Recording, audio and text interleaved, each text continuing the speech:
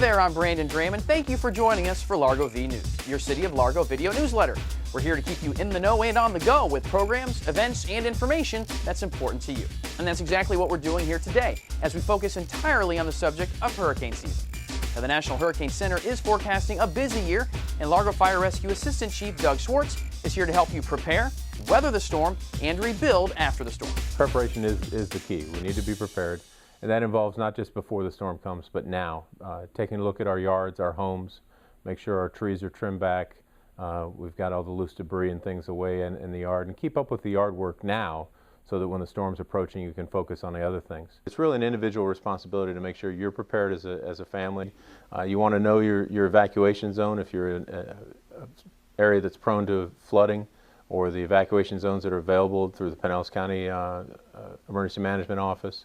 Also at largo.com you can find the evacuation zones linked through there. Assemble your kit now, your survival kit. We need to be prepared for truly 3 to 5 days of self-survival, including food, water, and supplies, flashlights, can opener to open foods, a manual can opener. And the water is a big key. You know, I think we underestimate our water needs. A gallon of water per day per person is a good minimum to think about. Generator fuel, service our generators if we've got them, all those preparation things that can be done now before we're in the heat of storm preparation. As the storm gets closer, then we need to start thinking about shuttering our windows and those last minute things, but you don't want to be trying to do that when the wind's starting to blow already.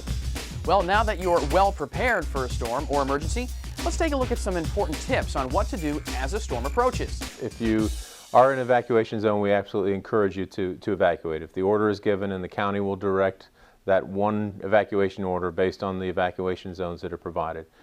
We encourage that evacuation. That makes it easier for everyone, but you have to allow the time to do that and be prepared to do that. And you also need to make sure your house is prepared when you do that. If you're evacuating, you need to make arrangements for your pets. If you have pets, they are not going to be able to go to all the shelters with you. There are pet-friendly shelters, but they'll only accept dogs and cats. There are arrangements you can make for your pets, but you need to make sure your house is prepared for you to leave it. Button the house up and make it as safe as you can before you leave. Allow enough time to evacuate. Don't wait until the last minute and get stuck on the bridge or somewhere as the storm is starting to really churn and give us some weather here. If you're going to stay, again, the preparation of your home is a big thing. Any wind mitigation or storm mitigation that you can do ahead of time is going to help you weather that storm. And then have your supplies and everything ready, again, for that survival mode of no electricity, no power, no lights. Be prepared to survive like that for several days afterwards. And be careful after the storm as well. You want to be careful with water supplies and food and those type of things after the storm, especially with the lack of power and possibly a contaminated water source as well. Now, after a storm has passed, there are a number of important safety concerns you should be aware of as you begin the process of recovery and rebuilding. After the storm, there is going to be a great deal of damage. Depending on the impact that the storm has on us, it could be flooding damage or it could be wind damage in with limbs and wires and things like that down. The utmost caution when you come out of your house. Everybody's going to want to get out and see what's going on, but it's very possible that you're going to have live wires down on the ground. If the power is not secured, it can be very dangerous, especially if there's standing water.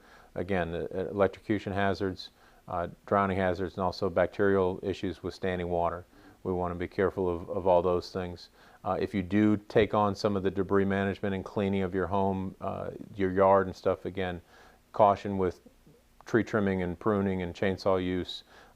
There are some mitigation and debris clearing regulations as far as FEMA goes. So when it comes to the cleanup, make sure that you've got a clear picture of the damage that's there and how you're going to go about that cleanup, because if you just hire some contractor to come into your house and do that, if it's not done through the FEMA regulations, you may not be able to recoup those expenses. So buyer beware when it comes to finding those contractors. There will be a ton of contractors in the area after a storm, and just be cautious of how you move forward with any kind of repairs or cleanup.